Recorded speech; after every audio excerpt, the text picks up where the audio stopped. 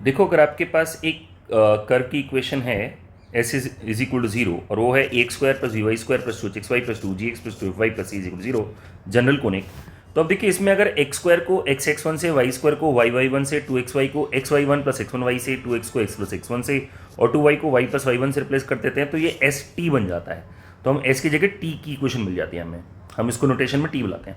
और अगर हम एक्स एक्स वन को x one x two, y y one को y one y two, x y one plus x one y को x one y two, x two y one, x plus x one को x two plus x one, और y plus y one को x y two plus y one से replace कर देते हैं, तो ये एस वन टू बन जाता है। इसमें देखिए, अब कोई वेरिएबल ही नहीं बचा, इसमें एक वेरिएबल बचा था, मतलब आधे आधे वेरिएबल्स खत्म कर दिए थे, यहाँ पे कोई वेरिएबल ही नहीं बचा। तो दो पॉइंट्स के करस्पॉन्डिंग हमने ये इक्वेशन बनाई है, इसको हम एस वन टू बोलते हैं। ये हमने सेक्शन फॉर्मूला में भी यूज करी है एस वन टू। अब देखिए, एस वन टू क्या है, आप ध्यान से देखिए। एस वन टू है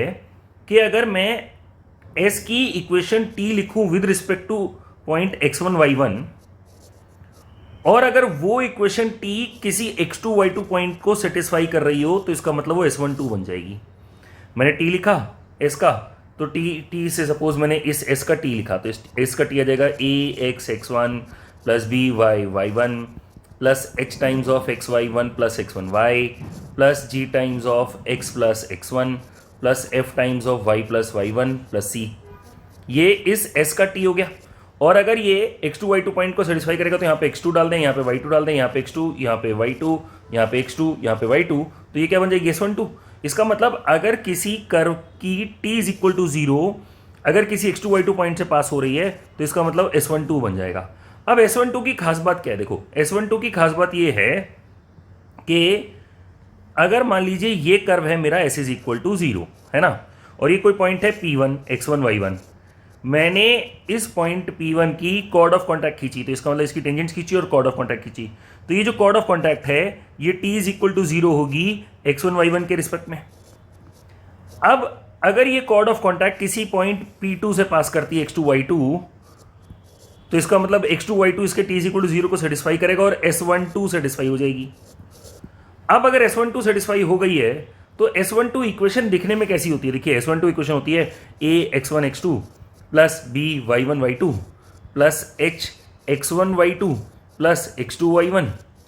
plus g times of x one plus x two plus f times of y one plus y two plus c is equal to zero.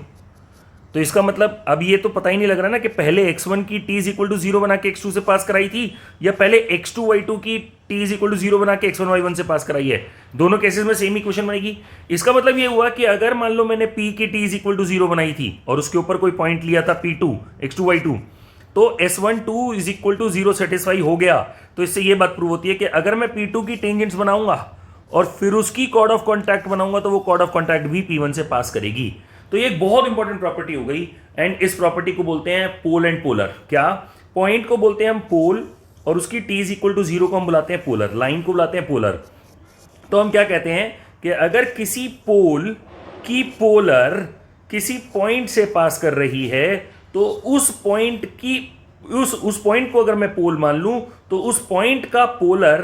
Previous पोल से पास करेगा। मतलब अगर एक पॉइंट की मैंने t is equal to zero chord of contact बनाई, उस cord of contact के ऊपर मैंने कोई दूसरा पॉइंट लिया, उस दूसरे पॉइंट की अगर मैं कॉर्ड ऑफ कॉन्टैक्ट बनाऊंगा, तो दूसरे पॉइंट की कॉर्ड ऑफ कॉन्टैक्ट उस पहले पॉइंट से पास करेगी। इस प्रॉपर्टी को मैं देखो कैसे बोलता हूं, if we consider a point as a pole. देखिए, अगर मैं किसी पॉइंट को पोल कंसीडर करता हूं, if we consider point as a pole and we draw its polar and we take a point on this new polar as a new pole, then the polar of the new pole will pass through the previous pole.